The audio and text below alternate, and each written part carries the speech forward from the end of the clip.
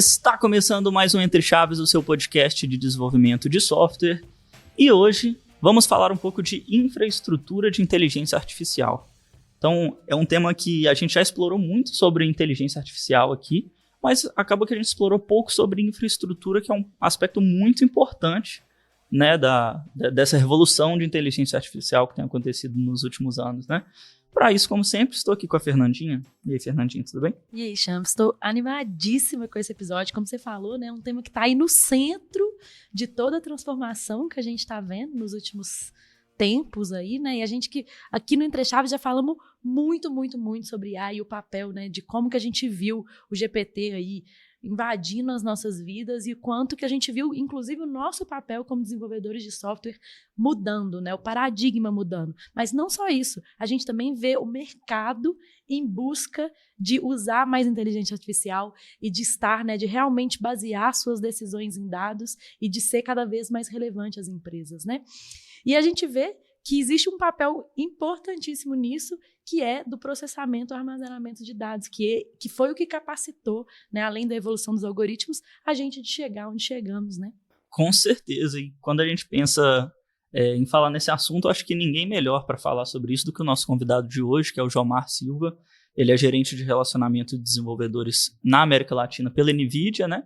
Então, bem-vindo ao Entre Chaves, Jomar, se apresenta aí pra gente. Bom, obrigado pelo convite, pessoal. Eu trabalho já há mais de 20 anos com comunidade de desenvolvedores de software aqui na América Latina. E hoje na NVIDIA eu cuido de 3 grandes programas. Primeiro é um programa de capacitação em larga escala de desenvolvedores através do site developer.nvidia.com. Já são mais de quase 300 mil desenvolvedores aqui na região. A gente tem um outro programa chamado NVIDIA Inception, que é de apoio às startups, para ajudar as startups a usarem a GPU da forma adequada, e daqui a pouquinho vocês vão entender a diferença que isso faz. E já temos mais de 780, quase 800 startups aqui na América Latina. E o outro é um programa de embaixadores, em que a gente capacita professores e pesquisadores, e eles replicam conteúdos técnicos da NVIDIA dentro do mundo acadêmico na região. Muito legal. Então, assim, acho que já deu para perceber que estamos com a pessoa certa para nos ensinar aqui um pouco mais sobre infraestrutura e inteligência artificial, né? Então, para começar, a gente vê realmente uma demanda muito crescente de inteligência artificial no mundo, principalmente da tecnologia, que a gente está mais em contato. E eu queria saber de você um pouco de qual é o papel mesmo da infraestrutura, das GPUs, qual o desafio, né, que realmente é solucionado por essa infraestrutura. Você pode explicar um pouco melhor?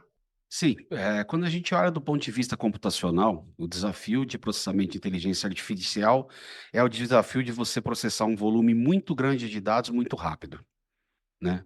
A GPU foi criada exatamente para isso, né? Primeiro trabalho, a primeira coisa que que ela otimizou para ser feito era processar aquele monte de pixel que a gente vê na tela em tempo de apresentar um quadro para a gente, renderizar o próximo e a gente ter uma experiência fluida, né? E aí os pesquisadores começaram a olhar para a GPU como algo que poderia ser programado com um modelo de programação e poder ter paralelismo massivo dentro de uma GPU, né? Foi de uma pesquisa dessa que surgiu o CUDA, que é a tecnologia base da NVIDIA, né? Depois o CUDA foi a base para uma das primeiras redes de IA lá atrás, que foi a AlexNet, né? Um dos pesquisadores, inclusive, era o William, que era o cientista-chefe da OpenAI até outro dia. E dali para frente foi um boom gigantesco. Então, do ponto de vista de infraestrutura, a GPU, ela foi feita para processar um volume grande de dados no menor tempo possível. E quando a gente olha a matemática por trás de inteligência artificial, principalmente redes neurais, a gente está basicamente falando de operações matemáticas com os vetores e com matrizes. E a GPU é ideal para fazer esse tipo de processamento, né? É importante saber usar bem a GPU do ponto de vista de software, porque a GPU sofre, como a nossa computação inteira da arquitetura de von Neumann, né, sofre do gargalo de von Neumann. Então, como é que é esse gargalo? Cada vez que eu tenho que buscar dado na memória RAM do computador, trazer para a memória RAM da GPU para processar, eu vou pagar um imposto que é a latência que esse dado vai levar para sair da memória RAM, chegar na memória da GPU, né? No limite, a gente tem que calcular o tempo de deslocamento de um elétron no cobre ou no silício, né? Então, o ideal é que se eu vou utilizar a GPU em um pedaço do meu pipeline de inteligência artificial, que eu consiga fazer o processamento da maior parte do pipeline sem sair da GPU, porque com isso eu vou garantir a maior performance possível dela. Se eu não fizer isso, a minha GPU vai passar mais tempo esperando o dado chegar e transferindo o dado do que processando. Uhum. Então, isso torna o processamento muito ineficiente, né? A segunda característica importante é quando eu preciso escalar para mais de uma GPU. É muito importante que elas estejam conectadas com a comunicação de alta velocidade dentro do computador, né? E se eu estou falando de escalar para mais de um servidor com mais de uma GPU, esses servidores também precisam ser conectados. Então, a NVIDIA também tem tecnologia para comunicação de rede, chamada NVLink, exatamente para fazer essas conexões, tá? Para ter uma ideia, para vocês terem uma ideia do esforço computacional, né? Para treinar o GPT 3.5, foram necessários 7 meses num cluster com 10.000 GPUs. Nossa. Bizarro. Esse é o tamanho do esforço para você treinar uma LLM do tamanho do GPT 3.5, tá? E cada GPU dessas com um poder de processamento incrível já, né? Sim. Sim. Então, o importante é que a gente começa pela otimização da infraestrutura de hardware, né? E depois pela otimização da infraestrutura de software, né? Software, GPU e CPU sem software otimizado são os aquecedores mais ineficientes e caros que a gente já produziu, né? Uhum. Então, a otimização de software é fundamental. E principalmente para startups, que é um grande público que eu trabalho no meu dia a dia hoje, a otimização de software pode ser questão de vida ou morte, porque um software otimizado pode usar uma GPU mais barata, um software otimizado, quando roda numa GPU mais moderna, ele vai ter uma performance maior, portanto, o custo operacional vai ser muito mais baixo, e principalmente o software otimizado, ele consegue escalar de acordo com a necessidade de crescimento da startup, né? Vocês veem os números da OpenAI lá, eles escalaram de um grupo pequeno de usuário para centenas de milhares em dias, né? Imagina como foi a operação para manter tudo aquilo no ar e crescendo em escala logarítmica, né? Então, se não tivesse todo um trabalho de DevOps, de MLOps e de otimização de software para ter escalabilidade, isso não teria acontecido. Tá? Então, esses são os cuidados que eu tomo bastante, a gente toma, principalmente educando o ecossistema, né? As empresas, as startups já usam IA, já conhecem IA, né? Eu brinco com as pessoas e falo, olha, eu não vou ensinar IA para ninguém, mas depois que a pessoa souber IA, eu ensino ela a fazer GPU ficar quentinha, porque GPU feliz é GPU quentinha, então esse é o meu trabalho. Boa. E eu acho que você começou falando aí um pouco, Jamar, mas eu queria que a gente aprofundasse um pouquinho nisso, que é o papel mesmo da NVIDIA, né? A NVIDIA se especializou em GPUs, né? Que, como você falou, bem disse aí, é uma das coisas que estão bem no centro aí da transformação e que são extremamente importantes quando a gente fala em processamento paralelo, quando a gente fala de um processamento massivo de dados, né?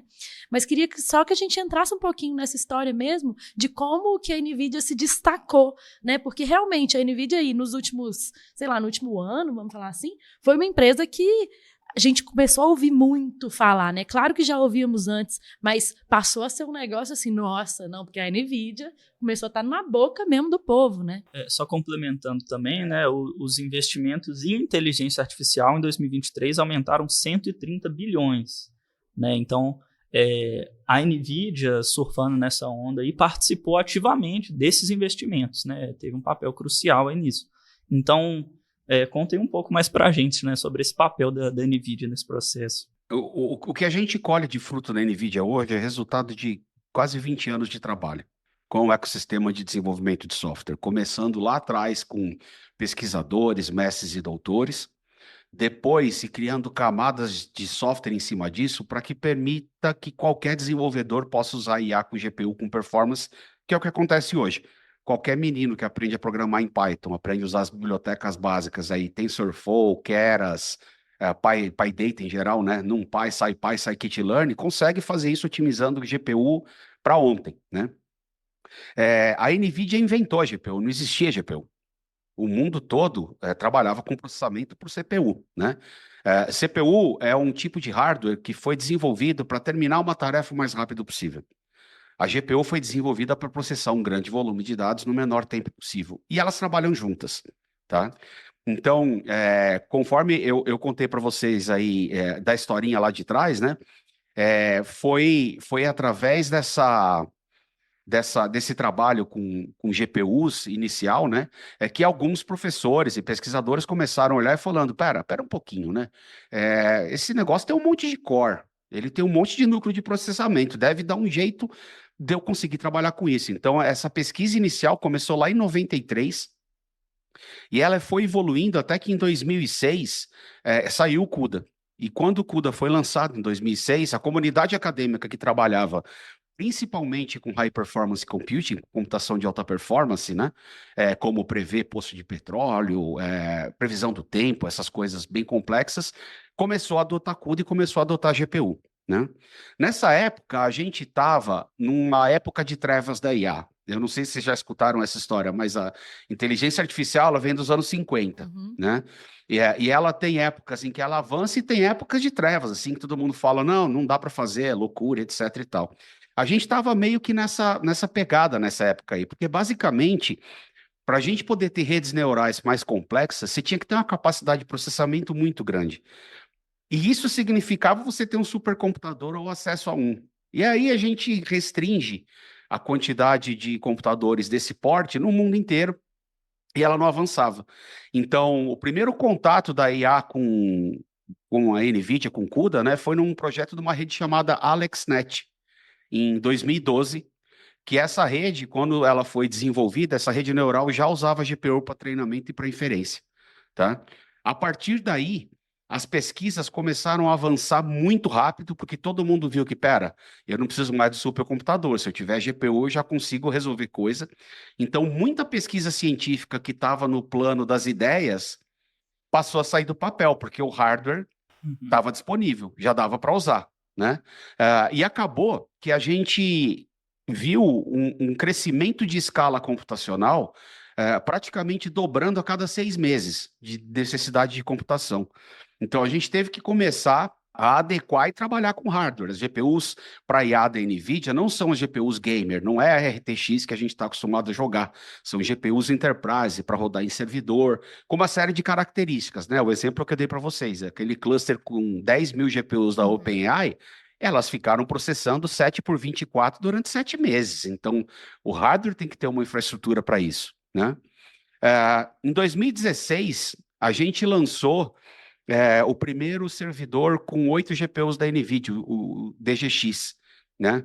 Um dos primeiros servidores desses que foi produzido, inclusive, foi entregue para a OpenAI, que a OpenAI já estava dentro do ecossistema de software da NVIDIA, e foi entregue autografado. Tem foto na internet do Jensen, que é o fundador da NVIDIA, entregando para o Elon Musk e para os pesquisadores da OpenAI, né? Então, essa capacidade computacional gigantesca permitiu que as pesquisas chegassem em 2017 nos Transformers, que foi uma arquitetura computacional para IA que permitiu a gente ter LLMs, né? A partir de Transformers, a gente começou sendo capaz de ensinar praticamente qualquer coisa para IA, porque antes disso a gente tinha muita coisa na área de visão computacional, tinha muita coisa na área de ciência de dados, mas para ensinar informação não estruturada para uma IA era meio complicado. Então começou o estudo do processamento de linguagem natural, né? E aí, com o advento do Transformers, né, de uma técnica chamada Attention, né, o nome do paper, inclusive, é Attention is all you need, a gente começou a passar a ser responsável e possível treinar qualquer coisa, tá? Então, durante todos esses anos que eu falei para vocês, né, então aqui lá, desde a invenção da GPU lá atrás, até 2016, mais ou menos, 2017, né, só quem trabalhava com pesquisa pesada e pesquisa mesmo acadêmica, conhecia esse uso de GPU e fazia ele. E o pessoal de HPC. Então, nos últimos anos, começou se tornando mais popular usar GPU para uma série de outras coisas de IA, né? Mas o boom, de fato, veio quando a OpenAI lançou o ChatGPT, que nada mais é do que uma ferramenta que permite que uma LLM seja utilizada por qualquer pessoa do mundo, mesmo que ela não tenha o menor conhecimento em tecnologia. Então, o disruptivo, né, não é só a tecnologia que está por trás, porque essa aí foi 20 anos para desenvolver, né? O disruptivo foi uma aplicação que você entrega para qualquer pessoa e ela começa a usar IA, né? Então, dava para fazer uma parte de todas essas maluquices antes, mas você precisava ter um servidor, uma GPU e ali uns 2 mestres, doutores ou profissionais muito especializados em IA para conseguir botar tudo isso para rodar, né? Hoje, para vocês terem uma ideia, qualquer um de nós baixa uma LLM para rodar num computador com uma GPU em 5 minutos no site da NVIDIA. Você não baixa o modelo, você vai baixar um container que já tem uma API compatível com a OpenAI para você rodar local e desenvolver o que você quiser em cima. Tá? E isso tudo com suporte para a indústria, se for essa necessidade. É muito legal ouvir, né, a história e ver tudo que a gente aqui, né, conversa e discute sendo falado de como que isso aconteceu né, e há quanto tempo atrás. E, de fato, né, a gente vê mesmo o quanto a NVIDIA participou da democratização, que é isso que você trouxe, né? A democratização do uso mesmo de inteligência artificial, que furou mesmo a bolha da tecnologia. Né? E assim, e você mesmo falou aí dos programas, que agora qualquer um que mexe com Python consegue, inclusive, treinar um modelo aí de uma forma muito fácil, mas de fato, até de forma corporativa, vamos falar assim, não é mais necessário também eu ter um super servidor aqui que eu preciso, né, instanciar tudo. As próprias nuvens também eu consigo, né, enfim, instanciar máquinas que tenham GPUs da NVIDIA, né? Então, assim, as coisas estão muito mais democratizadas do que no passado e, de fato, não são só os cientistas lá que hoje conseguem treinar um modelo, né? Hoje a gente consegue, corporativamente, isso aumentou muito mais a capacidade das próprias empresas de sonharem mais alto, de serem mais relevantes mesmo, né? E, de fato, treinarem modelos para elas e serem, enfim, tratarem os dados que elas têm e tomarem decisões mais assertivas com isso. Isso se tornou possível, né? E eu gostei muito também de como que foi destacado aí pelo Jomar durante essa jornada aí da NVIDIA mesmo, a relevância das pesquisas da parte acadêmica, porque eu lembro que, imagino que eu formei um pouco mais recente aí que vocês, mas eu aprendi sobre CUDA na faculdade, programei em CUDA na faculdade, e era muito interessante mesmo, e durante esse tempo de mercado de trabalho, não é algo que eu vi muito no meu dia a dia, trabalhando no desenvolvimento de software padrão, mas é algo que tem voltado no mundo do desenvolvimento a ser cada vez mais relevante. E conhecer esses conceitos, igual o Jomar explicou ali da questão do imposto que você paga mesmo ali de transferir da RAM para a GPU e tudo mais, que são conceitos computacionais que a gente aprende de base assim, numa faculdade mais teórica e que nos ajudam assim, hoje em dia mesmo no desenvolvimento de aplicações, no uso de IA, por exemplo, e que tem sido cada vez mais relevante, né? Para você ter uma ideia, a gente tem um super chip hoje chamado Blackwell. Grace Blackwell, né? Ele basicamente é um chip em que a gente conseguiu colocar dentro dele um processador ARM e 2 GPUs Blackwell. A coisa interessante é que essa vez a memória é uma só. Então, eu consigo utilizar o mesmo ponteiro na GPU e na CPU, eu não preciso mais passar dado. Uhum.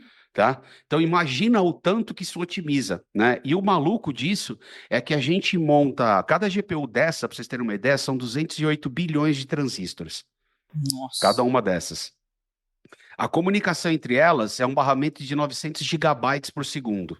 Tá? Doideira. E aí tem uma coisa legal que é o seguinte, quando a gente monta um rack com 36 superchips desse, e a gente compara com a geração anterior da NVIDIA, a gente está falando em 30 vezes mais performance e 25 vezes menos consumo de energia. Uhum. Então, a gente consegue fazer mais com menos, né? E para ter uma ideia de como essa capacidade computacional cresceu, tem alguns gráficos hoje em dia em que você traça a taxa de demanda computacional de IA e a lei de Moore. Uhum. É impressionante, e a lei de Moore daqui a uns anos vai ser uma reta e ela vai quase não aparecer no gráfico. Mas para vocês terem uma ideia, nós aceleramos em 1000 vezes a computação de IA nos últimos 8 anos. 1000 vezes de aceleração. A gente sai de 19 teraflops lá em 2016 e a gente chega a 20 mil teraflops em 2024. Então, eu lembro que o nosso paradigma de desenvolvimento de tecnologia era vai dobrar transistor a cada X anos, que era a lei de Moore, né? E a gente já achava incrível, né? Imagina isso aqui. Em 8 anos foi 1000 vezes a capacidade computacional e possivelmente a gente vai aumentar em 1000 vezes nos próximos 8 anos. E por isso que a NVIDIA foca, além de desenvolver mais capacidade computacional, foca muito no consumo de energia. Porque a gente aumentou em 1000 vezes a capacidade computacional e a gente reduziu o consumo de energia. Isso que é interessante, porque quando a gente fala hoje de infraestrutura para operar aplicações como o ChatGPT, e como as empresas, em geral, usam IA hoje em muitas coisas, por exemplo, a galera de social media, e-commerce, etc., né? A gente está falando de uma escala gigantesca de quantidade de GPUs em paralelo e funcionando. Então, fazer isso de forma eficiente do ponto de vista energético é crucial para a gente poder ter sustentabilidade e conseguir manter tudo isso rodando. Eu estava até lembrando, né? A gente fez um episódio há algum tempo atrás sobre sustentabilidade, o quanto, né? Um dos temas, uma das perguntas que a gente fez foi justamente essa, né? Em relação a esse tema de demanda de IA crescente, de infraestrutura, né? E o quanto isso demanda de energia e quanto esse tema também se tornou importante para os big players, né? Para os grandes players aí. E acredito que para a NVIDIA também não é diferente, né? Porque justamente, enfim, é um tema que está muito em alta também, quando a gente fala sobre emissão zero de carbono, quando a gente fala de sustentabilidade no geral, né? É até bem disruptivo isso, né? Ter esse aumento gigantesco de performance, diminuindo o gasto energético, é impressionante mesmo. E é o que você comentou, que eu acho mais impressionante, é a gente olhar para frente e imaginar que daqui a uns anos essa evolução vai continuar sendo exponencial, né? A própria IA vai nos ajudar a evoluir o que já está sendo muito eficiente, e isso é um ciclo que, assim, a gente nem sabe onde a gente vai parar mais, né? Então, exatamente. Tem uma coisa interessante que a IA generativa hoje, eu costumo dizer que o que a gente está vendo de IA generativa é a pontinha do iceberg ainda, né? A IA generativa está permitindo que a gente leve IA para áreas em que não era possível, principalmente por conta da criação de dados sintéticos, geração de dados sintéticos. A IA generativa, se ela fosse explicada do ponto de vista computacional puro, ela é uma IA que ela aprende tão bem um padrão de dados que ela é capaz de gerar novos dados naquele padrão. Isso pode ser um texto, isso pode ser uma imagem, mas isso pode ser, por exemplo, imagem de radiografia de pulmão com patologias de câncer, que o maior dataset que existia era em torno de 100 mil imagens, já conseguiram um dataset de 300 mil usando IA generativo. Então, existem muitas áreas em que a gente nunca conseguiu treinar IAs porque demorava muito tempo e custava muito caro para criar dataset. E hoje, com a IA generativa, existem infinitas pesquisas acontecendo e isso está sendo aplicado em várias áreas. Então, uma que eu destaco é na área de farmácia, de fármacos. Hoje, através de IA e de IA generativa, você já encurta 3 anos e meio a descoberta de um novo medicamento. A descoberta, o desenvolvimento e a aprovação de um novo medicamento. O que isso significa de vida salva e de qualidade de vida? E uma história muito legal é que a IA foi usada para pesquisar a vacina da Covid, porque eles precisavam encontrar a melhor estrutura de proteína para que a vacina grudasse na proteína spike, a melhor estrutura para a vacina poder grudar. E quem fez isso foi a generativa, basicamente gerando bilhões de moléculas e bilhões de combinações e testando todas essas combinações para ver quais delas dariam certo. Então, a IA literalmente está em coisas hoje que a gente não vê. E eu honestamente acho que ela vai se tornar onipresente em pouco tempo. Eu ajudei a trazer muita tecnologia de internet das coisas para o Brasil no passado. Quando teve aquele boom do IoT, eu estava bem no olho do furacão. Então, palestrei, viajei, fiz um monte de coisa. E é muito comum encontrar pessoal daquela época e falar, pô, esse negócio de IoT morreu, né? E eu dou risada, eu falo, cara, tá aqui, ó. Eu tenho um dispositivo de IoT no meu pulso e você no de vocês, que assim, era inimaginável há 15 anos atrás, 20 anos atrás, você dizer que ia ter tanta tecnologia. Tem receptor de GPS, tem placa Wi-Fi, tem sensor para um monte de coisa, detecta meu comportamento, porque usa os dados de sensor com base em IA remota. Então, eu acho que a IA, cada vez mais, ela vai estar onipresente na nossa vida. Imagina o seguinte, vocês já devem ter visto na internet vídeo de criança conversando com Alexa e com Google. Uhum. Criança de 2 aninhos, pedindo música, etc. Esse é o jeito dele se comunicar com as coisas no futuro, né? Imagina que daqui a pouco essas tecnologias vão ter uma IA muito mais inteligente do que a Alexa e o Google Now são hoje. Então, a nossa forma de interagir com a tecnologia e com a inteligência artificial, ela vai começar a ficar meio maluca mesmo. Tem uma startup brasileira que eu estou acompanhando, um baita projeto que eles estão fazendo para a área da indústria, que a interface de comunicação deles com o operário que está no chão de fábrica é o rádio.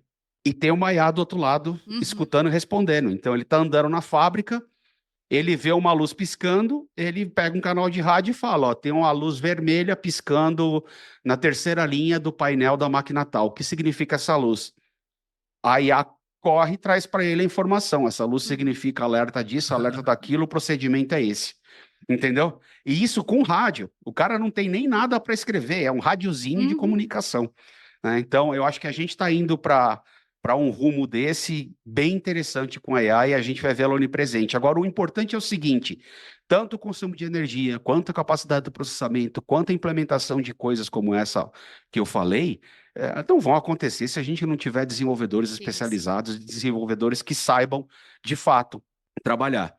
Uma coisa que acontece no meu dia a dia aqui da NVIDIA é encontrar startup, ver o que eles estão fazendo, ver que os caras estão fazendo um puta uso legal de IA, né? E dar dica para eles ali de como otimizar só o pipeline, né? Ou seja, como evitar que o dado fique indo e vindo. E depois escutar a história de aceleração de 300 vezes, de 400 vezes, de dispositivos que conseguia processar uma câmera, passou a processar 12. Então, essa otimização de software é fundamental, né? E por mais que eu recomende que as pessoas estudem CUDA, porque é muito legal aprender processamento distribuído e paralelo, né? Hoje em dia não precisa mais, as APIs são APIs em Python, simplesinhas de usar, mesmo para fazer coisas complicadas como um transfer learning, um fine tuning, a gente já tem ferramentas super fácil de utilizar, que ajuda bastante o desenvolvedor nessa jornada. Era bem nesse ponto que eu queria entrar, Jomar, mas antes eu só queria comentar no que você falou, né, em relação à onipresença da IA, e eu concordo 100% com isso que você está falando, assim, que eu acho que a mudança de paradigma até foi muito comparada, né, a mudança de paradigma que a gente está vivendo agora com a mudança da internet, né, e o quanto que isso, enfim, né, mudou eu mesma antes e depois, né, eu me lembro de como que era o início da internet ali, e eu acredito que é bem nesse caminho, e talvez, vamos ver, né, qual que é o potencial, mas eu concordo 100% que daqui a um tempo a gente não tem mais, não vai ter mais, o negócio tá tão no nosso dia a dia, que a gente não vai conseguir diferenciar. Eu estava vendo um vídeo ontem sobre um dispositivo enfim, que até o Sam Altman da OpenAI, que está investindo numa startup também, que é um dispositivo de reconhecimento de íris. E aí eles falando, né, qual que era o objetivo dessa startup, que no futuro vai ser muito difícil reconhecer quem é humano e quem não é, quem é inteligência artificial, quem é humanoide, e que a intenção dessa startup era criar um identificador mundial, né, um World ID, que eu consigo me identificar como eu em qualquer lugar do mundo e me identificar como humano. E aí eu fiquei vendo, parece muito disruptivo agora, mas, pô, não acho que vai ser, não, tão disruptivo daqui a pouco, não, parece sabe? muito... Você sabe, nos Estados Unidos tem lanchonete, e lá fora, e aqui começou também, já tem lanchonete que separa no drive-thru, e você não está conversando com um humano. Você está conversando com uma AI fazendo o seu pedido. É muito interessante. Tem, na verdade, 2 ou 3 startups que têm soluções parecidas aqui na América Latina, tá? Mas você recebe um telefonema da operadora telefônica na tua casa te oferecendo um pacote, ou TV a cabo, ou negociando uma dívida tua. E você não está mais conversando com o humano, você está conversando com uma IA do outro lado. Exatamente. Então, já é realidade. Então, eu hoje. acho que essa experiência é realmente ficar cada vez mais fluida. E a gente vai mesmo ter dificuldade de reconhecer se a gente está lidando com humano, se a gente está lidando com uma IA. E é muito louco mesmo pensar como que essas realidades Blade Runner aí que a gente está falando estão tão próximas da realidade. Sim. A gente falou aí sobre o mundo da medicina aí. Eu vi recentemente também uma pesquisa que a IA hoje já está conseguindo antecipar exames de câncer de mama em 4 anos. Isso hoje, com a evolução do nível que a gente está falando ao longo dos anos, o quanto que a gente não vai ter de evolução nessa área e nas demais áreas. E também nesse ponto de diminuir a fricção de contato dos usuários com a inteligência artificial, hoje mesmo a gente já consegue, a gente estava falando disso hoje no almoço, a gente estava conversando com o GPT, né, usando os comandos de voz áudio, que já são completamente fluidos, assim, né, pra gente. Então, assim, é uma mudança assim, quando a gente fala que é inevitável que fura a bolha, porque ela realmente impacta em tudo. Exatamente. E aí eu queria só puxar essa pergunta, que é justamente o que precisa, né? Porque hoje a gente está falando dessa democratização e tudo mais, mas ainda tem muitos desenvolvedores que não conhecem tanto, que ficam sem saber por onde começar. E eu acho que enfim, né? É inevitável que a gente tenha cada vez mais contato com o desenvolvimento bem orientado aí, né?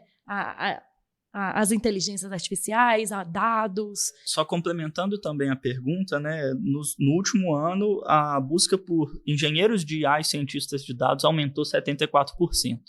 Dados que eu obtive do GPT, que nos ajuda até no Entre Chaves aqui.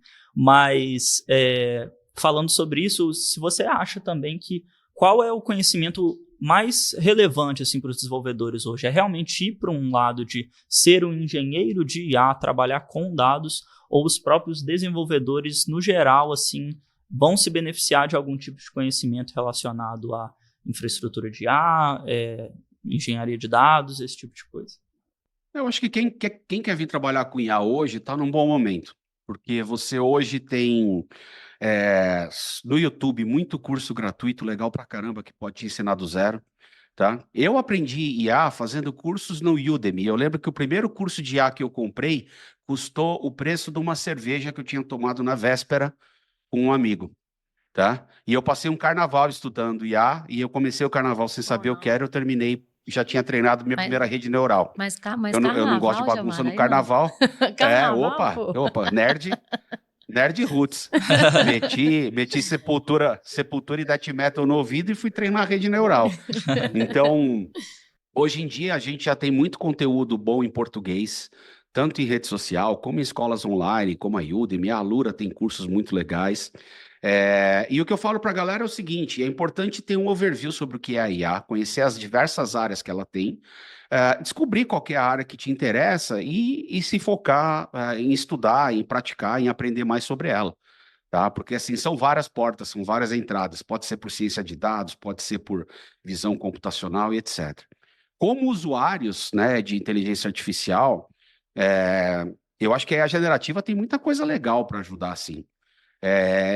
Eu já otimizei código usando IA generativa, tá? Pegar coisa de código meu e falar, olha, me explica o que esse código faz, ele me contou o que o código fez, para eu ter certeza que ele tinha entendido, e aí eu comecei explicando, eu queria fazer isso aqui, assim, assado, paralelizar, otimizar, não sei o que lá, papapum, mas de um jeito simples, porque eu vou usar isso para fazer palestra, né? Ele me apresentou um modo lá de fazer, que ainda não era exatamente o que eu queria, e aí, com base nessa troca, eu fui otimizando o código conversando. Eu não peguei o código da IA, copiei e colei no meu código, mas foi uma troca muito interessante, que foi como se eu tivesse a oportunidade de ter uma discussão com um programador muito experiente naquela área, e conversando e argumentando com ele, até que a gente chegou num momento que falou, não, isso aqui não é o ideal, mas é o mais próximo que eu chego, dado que eu quero que meu código fique fácil de entender, etc, etc, né? Então, no passado era complicado. Vou denunciar a idade, né? Mas logo que eu saí da faculdade, quando era estagiário e comecei a programar, eu conseguia me virar muito bem, porque eu sabia usar a busca avançada do Alta Vista, com aquelas palavras-chave AND, OR, NOR, e fazer umas queries desse tamanho para encontrar informação, porque assim, até isso era difícil, né? Um livro você comprava, levava 6 meses para chegar no Brasil. Então, hoje a gente tem muito acesso a essas informações dentro do próprio site de treinamento da NVIDIA, nvidia.com/training. Convido todo mundo a visitar. Tem um trequinho lá chamado Self-Paced Courses. Vão ter treinamentos ali que são gratuitos, né? O que eu recomendo para todo mundo fazer é treine um cérebro em 10 minutos. Vocês vão aprender a escrever o Hello World do mundo de IA, que é basicamente fazer um software, treinar uma rede que vai reconhecer roupa. O Hello World mesmo era para reconhecer caractere, mas isso é tão rápido hoje que não dá nem graça. Então, existe lá um desafio que chama Fashion Amnist, que é para reconhecer peças de roupa. É bem legal. E tem mais uma série de outros treinamentos, né? E para a galera que quiser saber mais, assim, a gente tem muito blog, tem muito tutorial, muito conteúdo. A porta de entrada é developer.nvidia.com, porque ali ele vai encontrar muita informação, né? Os fóruns da NVIDIA são excelentes, porque quem responde nos fóruns são os desenvolvedores das ferramentas e dos frameworks. Então, se você quer perguntar algo para quem desenvolveu o framework que você está usando, você postar no fórum, é muito mais rápido chegar nele do que mandar para mim ou para qualquer outra pessoa. Então, hoje, o resumo da ópera é que a gente já tem API de alto nível, para que ninguém seja obrigado a entrar no bit byte lá de desenvolvimento de IA, de paralelismo. Lógico que é uma delícia saber como tudo isso funciona, mas você não é mais obrigado a descer lá. E você tem muito conteúdo em português de qualidade, tanto no YouTube quanto em blogs, etc., né?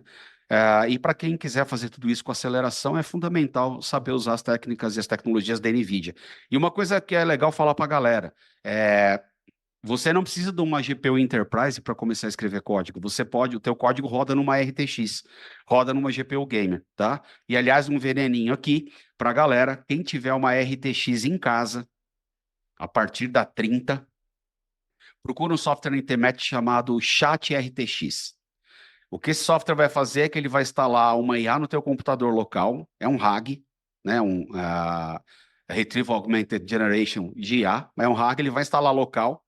Basicamente, você vai dizer para ele a pasta onde estão seus documentos, ele vai indexar aquilo e você começa a fazer perguntas sobre a sua própria informação. É sensacional.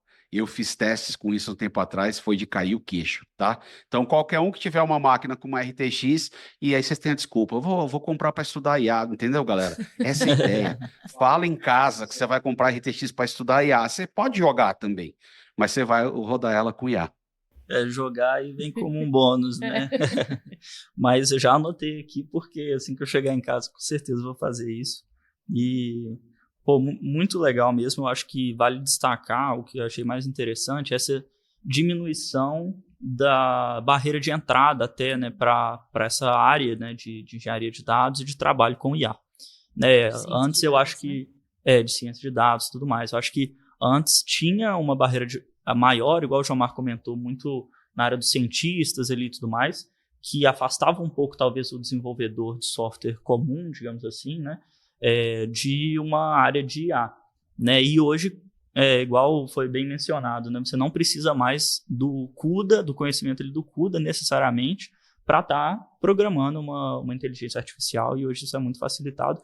Isso, por si só, já é um ponto assim que acho que facilita muito a entrada de novos desenvolvedores nesse mercado, e que é um ciclo, né? Começa a gerar novos profissionais mais bem capacitados, mais benefícios para a inteligência artificial, para as GPUs, para as aplicações, e a gente vai evoluindo cada vez mais rápido. Né? E o que você comentou, Jomar, da utilização de IA generativa para otimização de código, aqui na DTI a gente tem usado muito, assim, né? A gente fez vários episódios aqui do Entre Chaves sobre, a gente já tem até um programa, né, vamos falar assim, que chama DTI Evolve, que é basicamente isso, a gente integrando IA na nossa metodologia de desenvolvimento de software. Então, só isso já democratiza o tema para o desenvolvedor, que ele já começa a falar assim, mas peraí, esse negócio realmente muda o jeito que eu programo.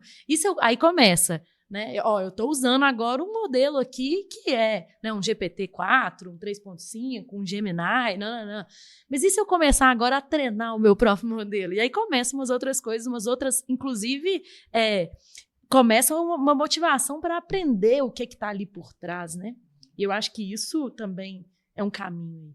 Com certeza. Uma outra última curiosidade aqui que eu gostaria que a gente falasse, o último tema, né, que eu gostaria que a gente falasse, era um pouco sobre o futuro. No início, eu até falei, né, que as empresas, de forma corporativa, elas estão cada vez com demandas mais de inteligência artificial, de entenderem como que elas podem ser mais relevantes e utilizarem os seus dados para treinar modelos, ou até utilizar seus dados para, enfim, para tomar melhores decisões. E eu queria ouvir de você, Jamar, qual que é a sua percepção do futuro, né, dessas empresas relacionadas com inteligência artificial? Se realmente, né, elas vão cada vez mais investir em inteligência artificial e mudarem o seu core, às vezes, ou mudarem a forma que elas, enfim, elas mudaram a forma do negócio delas, impactadas aí por inteligência artificial. Qual que é a sua percepção nisso?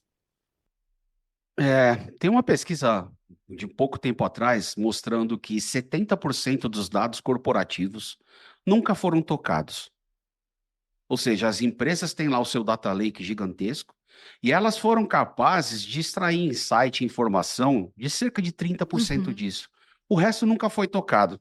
Então, para mim, isso mostra o tamanho e a oportunidade de crescimento, né, que a gente tem de aplicação IA dentro do mundo corporativo, né? Então, coisas que a gente imaginava que era ficção científica há 2 ou 3 anos atrás começam a passar a ser realidade.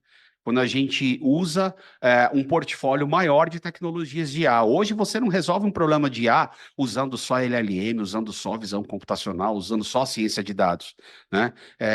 Muitas vezes você vai precisar usar tudo isso e saber como é que você conecta essas coisas para chegar na solução final que você quer, né? O legal é que a gente já tem ferramenta, imensa maioria delas open source, para poder fazer tudo isso, né? Mas eu acho que assim, o investimento em IA vai crescer bastante no mundo enterprise, vai continuar crescendo, né? Ainda mais que agora, com as LLMs, como eu falei lá atrás, a gente consegue entregar uma solução de IA que tudo que a pessoa precisa saber para trabalhar com ela é bater papo num chat. Sim. Então, essa mudança de interface, essa mudança na forma pela qual você acessa a informação e pela qual a informação é preparada para chegar até você, eu acho que ela abre muitas portas e muitas possibilidades para a gente levar IA para áreas dentro do mundo enterprise que ainda não era possível. Concordo 100%, né? A gente até já consegue ver aqui na DTI mesmo o aumento da demanda mesmo por projetos, produtos que utilizam mais inteligência artificial, né, no seu core ali, justamente como eu falei, para tomada de decisões mais preditivas, prescritivas, até em automação em tempo real, né, de decisões. Então, a gente realmente tem visto esse aumento dessas demandas de mercados e empresas que antes muito tradicionais e que às vezes não tinham nunca nem pensado que IA poderia ser uma possibilidade para elas, né? E empresas que passarem a utilizar, né, IA para esse tipo de tomada de decisão, como o Jomar falou, 70% dos dados não tocados, pode ser que sua grande oportunidade de crescimento do seu negócio está ali e você não está vendo, justamente por não ter acesso a esse tipo de tecnologia para te ajudar a dar esse insight, a dar essa tomada de decisão. Então, assim, para o futuro, eu acho que, invariavelmente, empresas que se utilizarem disso vão seguir um caminho mais... líderes, né? Mais de liderança de mercado. Né? Com certeza. Bom, então é isso. Queria agradecer aí ao Jomar por ter participado desse papo com a gente. A gente aprendeu muito hoje sobre infraestrutura, inteligência artificial, a importância, o papel das GPUs e da NVIDIA em todo esse processo. Diversas curiosidades e conhecimentos muito valiosos que eu extraí. Eu particularmente gostei muito de gravar esse episódio também. Então, queria agradecer a todo mundo que nos ouviu até aqui, aos nossos convidados e até a próxima. Até a próxima, gente. Tchau, tchau. Obrigado, pessoal. Um abraço.